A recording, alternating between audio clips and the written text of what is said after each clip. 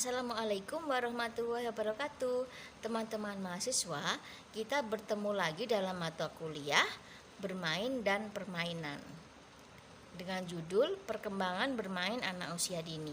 Kita mulai dengan karakteristik bermain anak usia dini.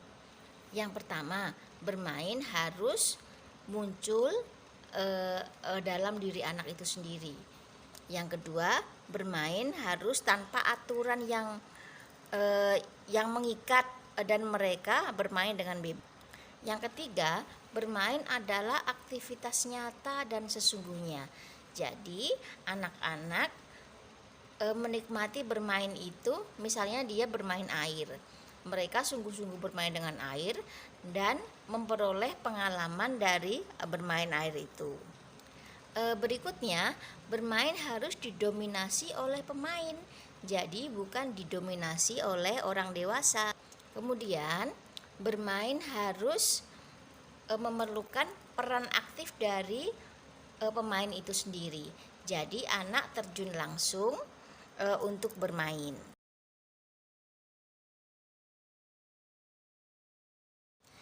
Teman-teman mahasiswa, berikutnya akan saya terangkan tahap-tahap bermain menurut para ahli.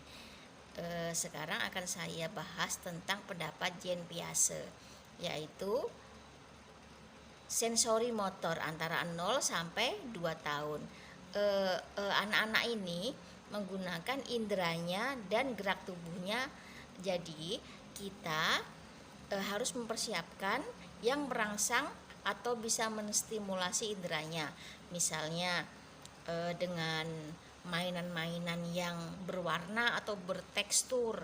Kemudian setelah sensori motor yaitu tahap praoperasional antara umur 2 sampai 7 tahun. Anak-anak ini sudah bisa berhayal. Jadi kita mempersiapkan mainan yang bisa mengungkit atau menstimulasi daya hayalnya. Kemudian antara 7 sampai 11 tahun yaitu tahap operasional konkret. Anak ini sudah bisa bermain secara objektif dan menggunakan nalarnya. Seperti jadi kita bisa mempersiapkan mainan seperti ular tangga ya. Kemudian berikutnya yang berikutnya itu formal operasional. Anak ini berusia 11 tahun ke atas, sudah mengarah pada aturan yang ketat permainannya. Anak sudah bisa dipersiapkan untuk bermain game dan dalam permainan itu ada yang menang dan yang kalah. Kemudian pendapatnya Harlock, yaitu tahap perkembangan bermain didasarkan pada bentuk permainannya dan tahap perkembangan usia anak. Yang pertama akan kita bahas tahap eksplorasi bayi. Sekitar 3 bulan anak itu mengenal mainannya dengan inderanya. Kemudian tahap yaitu usia antara 1 sampai 5 atau 6 tahun. Dalam masa ini anak itu mengeksplorasi mainannya. Ketika mereka umur 3 tahun, anak itu menganggap mainannya adalah benda hidup yang bisa merasa, yang bisa merasakan sakit seperti itu. Kita kan pernah lihat ya, anak kita yang perempuan ketika bonekanya jatuh itu langsung diambil dan dielus gitu, supaya katanya boneka itu nanti supaya tidak kesakitan. Lalu tahap berikutnya yaitu tahap bermain. Ini untuk anak-anak yang sudah masuk sekolah. Mainannya sangat beragam dan mainannya itu bisa dihubungkan dengan hobi dan olahraga. Lalu tahap bermain menurut Harlock yang terakhir yaitu tahap melamun. Biasanya anak-anak ini mendekati masa pubertas ya. Anak-anak ini yang biasanya menyukai salah satu jenis permainan itu dia sudah tidak menyukainya lagi. Jadi mereka melamunkan tentang dirinya sendiri dan tentang orang-orang yang memperlakukan dirinya. Berikutnya akan saya jelaskan tentang pendapat seorang ahli yang bernama Mildred Parton.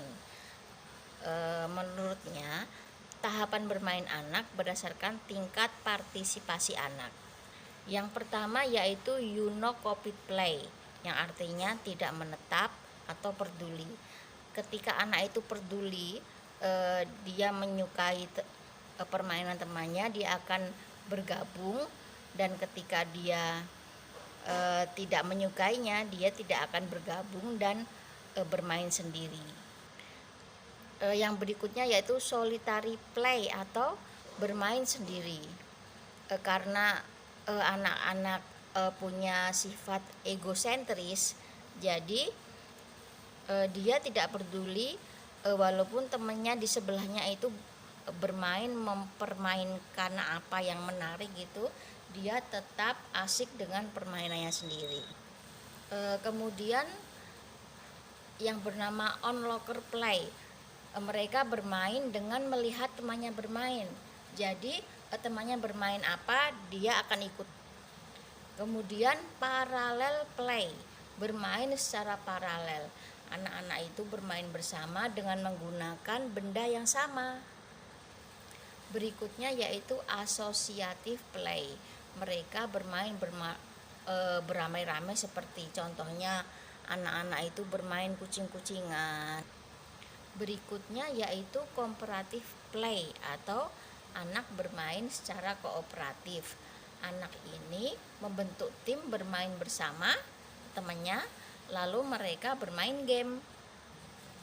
Kemudian ahli berikutnya yaitu Steisenberger mengatakan tahap bermain anak ada 5 tahap, yaitu yang pertama sensori motor 0 sampai 5 bulan, seperti dia mengenal indranya gitu ya, seperti yang pendapatnya Jean Piaget. Tapi ahli ini cuma membatasinya sampai usia 5 bulan saja. Kemudian yang kedua yaitu mastery play, antara umur 6 bulan sampai 24 bulan. Kegiatan bermainnya untuk menguasai keterampilan-keterampilan tertentu yang melibatkan indera-indera mereka. Yang ketiga yaitu rock tumble play. Mulai usia 2 tahun, anak-anak mulai melibatkan motorik kasarnya, seperti bermain jungkat-jungkit, seperti bermain ayunan, seperti itu ya. Lalu kemudian social play, anak yang memasuki usia 3 tahun, permainannya mulai melibatkan teman-temannya di sekitar lingkungannya. Lalu berikutnya yaitu dramatic play. Anak yang sudah berusia 4 tahun ini sudah bisa bermain peran, mereka sudah bisa bermain dokter-dokteran, seperti itu ya. Kemudian akan saya terangkan faktor-faktor yang mempengaruhi bermain. Yang pertama yaitu faktor kesehatan. Semakin anak sehat, maka anak itu semakin aktif. Lalu yang kedua yaitu perkembangan motorik. Semakin anak bisa mengendalikan motoriknya, maka anak akan terlibat bermain secara aktif. Lalu yang berikutnya yaitu faktor intelijensia. Ketika anak itu lebih pandai, maka anak itu akan aktif bermain dibandingkan dengan anak yang kurang pandai. Lalu berikutnya yaitu faktor dari jenis kelamin. Jadi anak laki-laki itu cenderung bermain lebih kasar daripada anak. Faktor lingkungan juga mempengaruhi. Anak yang dari pedesaan itu dideteksi dia kurang bermain daripada anak yang dari perkotaan, karena faktor waktu yang bebas. Jadi dia itu tidak punya waktu yang bebas dan peralatan untuk bermain. Berikutnya yaitu status sosial ekonomi. Jadi anak-anak yang berasal dari status sosial ekonomi yang tinggi lebih menyukai bermain yang mahal, misalnya mereka bermain sepatu roda, dan dari kalangan kelas bawah mereka lebih menyukai bermain yang murah atau yang tidak mahal seperti main bola atau berenang. Jumlah waktu yang bebas itu juga sangat mempengaruhi bermain. Jadi ini bisa dihubungkan dengan faktor ekonomi keluarga. Anak-anak yang punya banyak tugas rumah atau membantu ekonomi keluarga akan sangat lelah untuk bermain. Jadi mereka malas untuk bermain karena lelah. Yang terakhir yaitu peralatan bermain. Jadi peralatan bermain ini mempengaruhi anak-anak bermain. Misalnya kita lebih banyak membelikan Lego, makanya anak-anak bermain kebanyakan dengan Legonya, seperti itu ya. Terima kasih teman-teman.